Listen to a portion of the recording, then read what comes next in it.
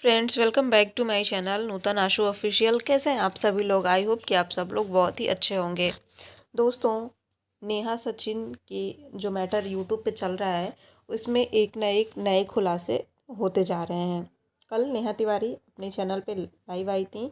बहुत सारी एक तरफ से बहुत सारी वीडियोस, बहुत सारे पॉइंट रखने के बाद फाइनली कल नेहा तिवारी मतलब लाइव आई अपने चैनल पे। उनका कहना था मैं भी अपना पक्ष रखूँगी, जब तक ऑडियंस दोनों पक्षों की बात ना सुने तब तक कोई भी डिसीजन ना ले, किसी को भी जज ना करे।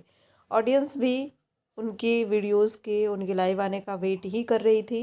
फाइनली जब वो कल लाइव आई तो उन्होंने कोई भी पक्ष नहीं रखा। डायरेक्ट इनडायरेक्ट उन्होंने दूसरे पक्ष को बहुत सारी धमकियाँ दी। मैं कुछ कर लूँगी तो 3 जनों का नाम रख के जाऊँगी, मुझे बहुत परेशान किया जा रहा है। समझ सकते हैं कि नेहा तिवारी के लिए बहुत मुश्किल समय चल रहा है इन दिनों। ये सब उनकी गलती की वजह से है। जो पिछले दिनों में नेहा और सचिन ने मिलकर गलतियां की है, उसी का हर्जाना है वो लोग आज भर रहे हैं। उस लाइव में नेहा ने ये क्लियर बोला कि वो सुमित से रिश्ता तोड़ रही हैं। उन्होंने एक कम्युनिटी भी डाली थी जिसका भी बहुत सारा इशू रिएक्शन चैनल वाले बना रहे हैं। ऐसे तो नेहा तिवारी सुमित को सुमित जी बोलती थी, लेकिन इन दिनों वो सुमित कह के उनको बात कर रही हैं। इसका मतलब ये हुआ कि शादी सुमित जी ने तोड़ा है, न कि नेहा ने तोड़ा है। लेकिन सुमित ने अपने तरफ से कहीं भी इस तरह का कोई पोस्ट, वीडियोस वगैरह कुछ भी शेयर नहीं किया है कि वो नेहा से शादी तोड़ रहे हैं।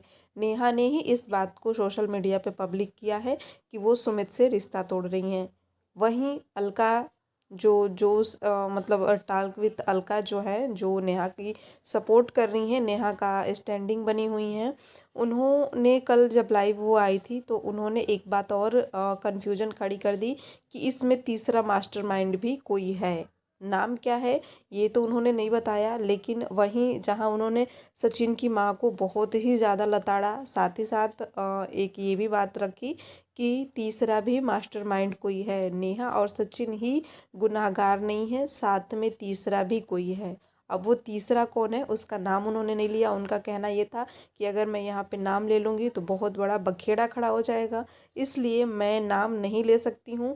लेकिन इन दोनों के साथ साथ गुनहगार कोई और भी है, और उन्हें इस बात का पहले से ही डाउट था कि सगाई तो हो रही है लेकिन शादी होगी भी या नहीं होगी।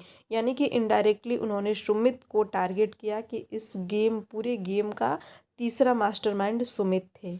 लेकिन वहीं कुछ रिएक्शन वालों का कहना है कि सुमित पहले से नेहा को लाइक करते थे, जिसके तहत उन्होंने शादी की बात को यहाँ तक पहुँचाई। और ये मैटर बहुत दिनों से सोशल मीडिया पे चल रहा है। नेहा और सचिन की लव स्टोरी का मैटर बहुत दिनों से सोशल मीडिया पे चल रहा है। इस बात का नॉलेज हर किसी को था, भनक हर किसी को था।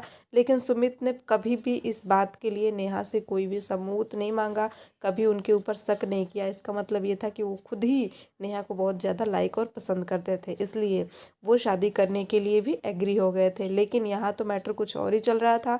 नेहा शादी करने के लिए क्यों तैयार हुई?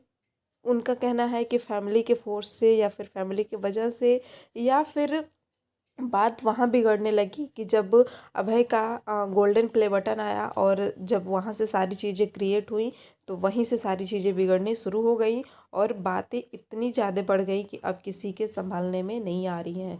सारे लोगों का यही कहना है कि पिछले दिनों यूट्यूब पे जो मालती चौहान का केस हुआ था, कहीं उसी का हाल ना हो जाए। सचिन की माँ का कहना है कि मालती चौहान में जो भी हुआ था उस समय जो मालती का किरदार था, मालती जो चीज़ फेस की थी वही चीज़ मनीषा फेस कर रही है।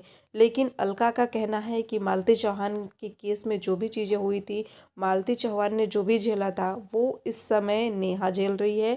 लेकिन हम मालती चौहान वाला केस होने नहीं देंगे। हम भी भगवान से यही प्रार्थना करेंगे कि कभी भी मालती चौहान वाला दूसरा केस किसी के साथ ना हो। एक हो गया तो हो गया, दूसरा किसी के साथ ना हो। मैं अपना पर्सनल अपनी मतलब राय रख रही हूँ कि जो भी चीज़ें चल रही हैं यूट्यूब पे, मैं भगवान से प्रार्थना करती हूँ कि ये सारी चीज़ें संभल जाए, सबकी ज़िंदगियाँ बर्बाद होने से बच जाए। और शादी टूट गई ये बहुत मतलब बुरा हुआ, ऐसा नहीं होना चाहिए था।